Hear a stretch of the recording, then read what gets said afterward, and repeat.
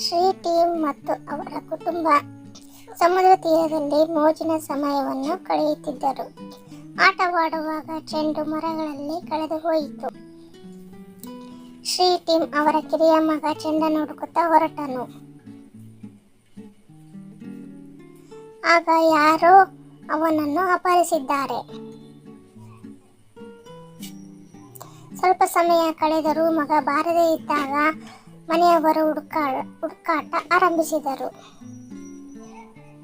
ಮೆಹಲ್ ಹತ್ತಿರದಲ್ಲೇ ಇದ್ದನು ಮತ್ತು ಇದೆಲ್ಲವನ್ನು ನೋಡಿದನು. ಬಾಲಕನಿಗಾಗಿ ಹುಡುಕಾಟವನ್ನು ಆರಂಭಿಸಿದರು. ಬೆಳಗಿನಿಂದ ಇಲ್ಲೇ ಇದ್ದೇನೆ, ಏನು ಗೊತ್ತಿಲ್ಲ ಎಂದು ಹೇಳಿದ ವ್ಯಕ್ತಿಯೊಬ್ಬರು ಎದುರಿಗೆ ಬಂದರು. ಮೆಹಲ್ ಮತ್ತೊಬ್ಬ ವ್ಯಕ್ತಿಯನ್ನು ಕಂಡುಕೊಳ್ಳುತ್ತಾನೆ. ಅವನು ಸಮುದ್ರ ತೀರಕ್ಕೆ ಬಂದಿದ್ದೇನೆ ಮತ್ತು ಏನೂ ತಿಳಿದಿಲ್ಲ ಎಂದು ಹೇಳುತ್ತಾನೆ. ಈ ಮೂವರಲ್ಲಿ ಒಬ್ಬರು ಶ್ರೀ ಟೀಮ್ ಅವರ ಮಗನನ್ನು ಅಪಹರಿಸಿದರು. 1, 2, 3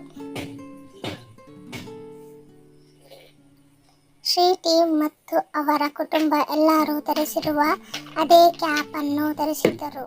ಅವನು ಹುಡುಗನಿಂದ ಕ್ಯಾಪ್ ತೆಗೆದುಕೊಂಡು ಅದನ್ನು ಧರಿಸಿದನು. ಅವನೇ ಅಪಹರಣಕಾರ. Please subscribe, like, share.